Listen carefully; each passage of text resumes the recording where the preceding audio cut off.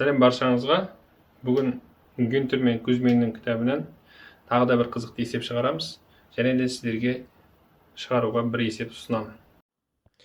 Мынандай екі көп мүшелердің ортақ түбірі бар ма деген сұрақ. Евклид алгоритмін пайдалана отырып, біз осы екі көп мүшенің ең үлкен ортақ бөлгішін табамыз. Ол үшін біз көрнекілік көрсету үшін біз кесте құрайық. Алдымен Cx көп мүшесін жазып аламыз, және Px көп мүшесін. Енді Евклид алгоритмі бойынша бірінші көп мүшені екіншіге бағандап бөлеміз. Rx деп отырғанымыз мұндағы қалдық. Енді бағандап бөлетін болсақ, қалдығымыз міне 6 көбейтілген x квадрат минус x. Енді осы жерде 6-сызақ x квадрат минус x деп жазсаңыздар болады. Енді келесі қадамда Px көп мүшесін x квадрат минус x-ке бөлеміз.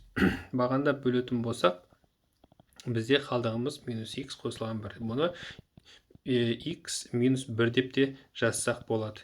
Енді келесі қадамда, қадам жалпы мына Px 0 болғанға дейін жалғасады. X квадрат минус x-ті x минус 1-ге бөлеміз. Онда қалдығымыз 0. Енді бұдан шығатын қорытынды Px пен Px көп мүшелерінің ең үлкен ортақ бөлгіші x минус 1. Бұл дегеніміз екі көп мүшемізде x минус 1-ге бөлінеді деген сөз. Яғни Безу теоремасы бойынша x тең 1 жалғыз түбірі болып табылады. Яғни бұл екі көп мүшенің ортақ түбірі бар екен. Сіздерге осы видео сабағы ұнаса, менің парақшама, каналыма жазылыңыздар, және достарыңызбен бөлісіңіздер. Өзіңіздің пікіріңізді қалдырыңыз. Осы тақырыпты жақсы меңгеру үшін сізге Гюнтер мен Кузьминнің кітабынан келесі есеп ұсынылады.